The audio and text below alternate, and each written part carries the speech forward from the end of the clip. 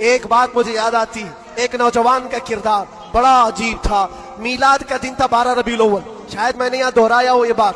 میں ٹرین سے اتر رہا تھا، ایک نوجوان مجھ سے کہنے لگا، حضرت میں چاہتا ہوں کہ آج حضور کی بارگاہ میں کوئی اچھا تحفہ پیش کروں۔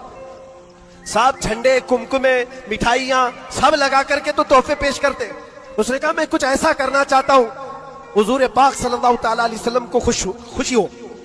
میں اتر رہا تھا، اچانک ذہن میں یہ بات آئی، کہا اللہ کے نبی کے اخلاق یہ تھے کہ وہ بوڑھوں کی مدد کرتے، ان کا بوجھ اٹھاتے تھے۔ مکہ میں حضور مشہور تھے اس بات پر۔ ہم اتر رہے ہیں، دیکھو ٹرین سے کوئی بوڑھا اتر رہا، اس کا سامان اٹھا کر پہنچا دو، سنت ہے یہ بھی۔ اور آج 12 ربیع الاول ہے، تم حضور کی بارگاہ میں خراج عقیدت پیش کر۔ یہ بات کہا اور میں گزر گیا۔ وہ جوان ایک بوڑھی عورت 2 بڑے بڑے شاپر لے کر آ رہی تھی، اس کے پاس گیا اور کہا کہ اماں جی مجھے دو، میں اٹھا گا۔ وہ پہلے تو گھبرائی، کہا کہ تو کیوں اٹھائے گا، تو کولی ہے کیا ہے، میرا سامان کیوں نہیں دوں گی، نہیں دے رہی تھی۔ اور کیوں دے اجنبی کو کوئی؟ اس نے اصرار کیا، اماں جی دے دو دے دو، اٹھا لوں گا۔ کہا اتنا کیوں کہہ رہا ہے بیٹا، تو سامان لے کے بھاگنا ہے، کیا کرنا ہے؟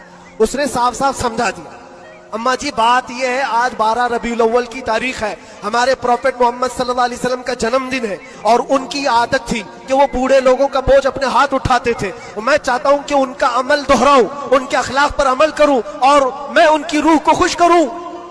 بوڑھی کے دل میں بات آ گئی، کہا لے لے بیٹا، تو تیرے نبی کی بات کر رہا ہے، آج تمہارا کوئی تہوار کا دن ہے، یہ کرنا ہے تو کرو۔ وہ شاپ پر لے کر کے گیا، اس کو جہاں تک پہنچانا تھا پہنچایا۔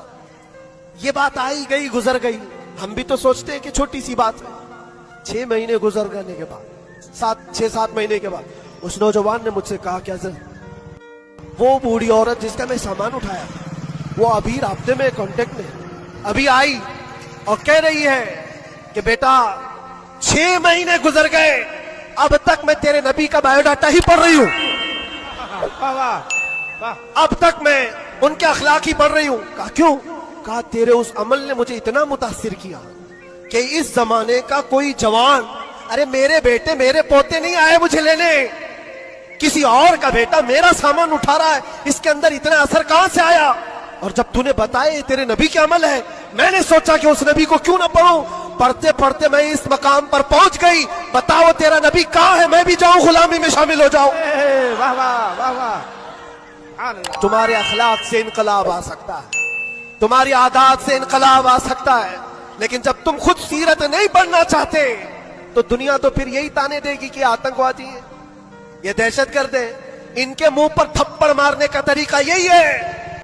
ہم تمہاری سرٹیفکیٹ کے محتاج نہیں ہیں، ہم تمہارے بولے جانے سے کچھ بھی پرواہ نہیں کرتے، تمہیں اپنے نبی کے اخلاق کر کے دکھانا ہے، کر کے دکھانا ہے، نفرت نہیں۔ حضور پاک صلی اللہ تعالیٰ علیہ وسلم سے اگر محبت ہے تو اٹھو اور علم کو عام کرو، اور حضور کی سیرت پڑھنے کے بعد تمہارا دل کشادہ ہو جائے گا، ذہن وسیع ہو جائے گا، سوچنے کی طاقت بڑھ جائے گی، اس لیے کہ سن کر کے ماننا اور ہے، جان کر کے ماننا اور ہے۔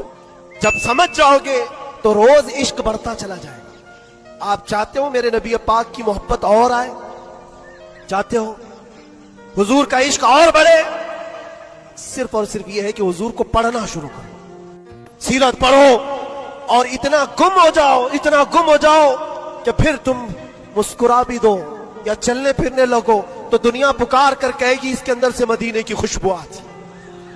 کیوں؟ پڑھنے والا اسی میں ملبوس ہو جاتا ہے۔ 3 گھنٹے فلم دیکھ کر کے یہاں ناٹک کرنے لگتا ہے آدمی، کیوں؟ اس لیے کہ انسان کی فطرت ایسی ہے، جو دیکھتا ہے وہ کیچ کرتا ہے اور اسی طرح کرنے کی کوشش کرتا ہے، اور جب بار بار حضور کی سیرت پڑھو گے دنیا میں بات ویسی کرو گے جیسے میرے نبی کرتے تھے۔